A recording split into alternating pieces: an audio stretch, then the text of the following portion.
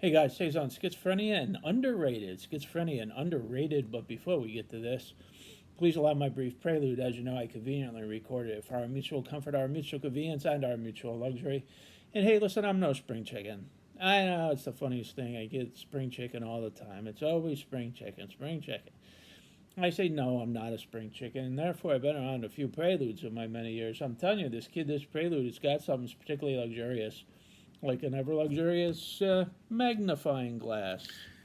Hello there, my name is Robert Francis. You've stumbled on my Unconquering Schizophrenia Sherlock YouTube Holmes. channel, where me and the bird. He's luxurious That's too. right, that's right. We talk schizophrenia. Book 5, Who's Who, This otherwise is the cut known of my as jib right here for Who's reasons of my Who. medical confidentiality. I'm a licensed clinical social worker times 15 years. I never read Sherlock That's Holmes. a lot of gabbing and chatting. I read I've been Frankenstein. diagnosed with schizophrenia for a score 5 and 1. And Never Sherlock Holmes. Who wrote that? Thank you for joining me on my channel. Now to topic.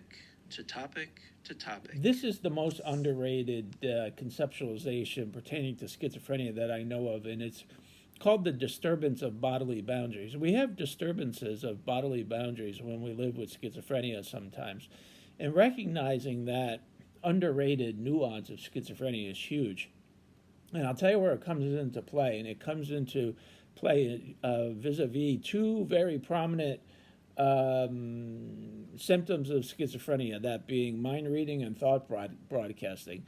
When we have thought broadcasting and mind reading, that is a disturbance of bodily boundaries. And those two symptoms are so prevalent when we get psychotic. The mind reading, oh my God.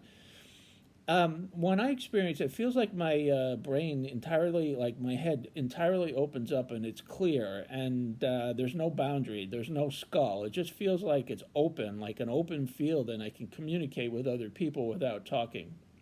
And I realize that that's a disturbance of bodily boundaries. And those two symptoms are so detrimental to us, those two especially, thought broadcasting and mind reading. If we can get a good grasp of those, we can live much better.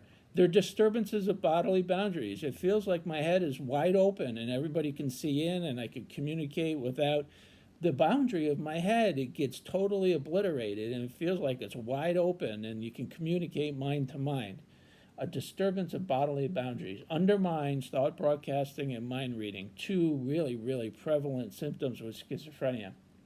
And so when you're having those symptoms, it's a disturbance of bodily boundaries. It's your skull. Your thoughts can't leave your skull. People can't see into your mind. You have a skull. It's a disturbance of bodily boundaries. And it's very underrated, a disturbance of bodily boundaries. People don't necessarily conceive of those symptoms as a disturbance of bodily boundaries, but they very much are. And that's not luxurious. But I'll tell you what is a magnifying glass. Huh. Yeah. Got to see the clues from Sherlock. All right, guys, enjoy the day. We'll see you next time.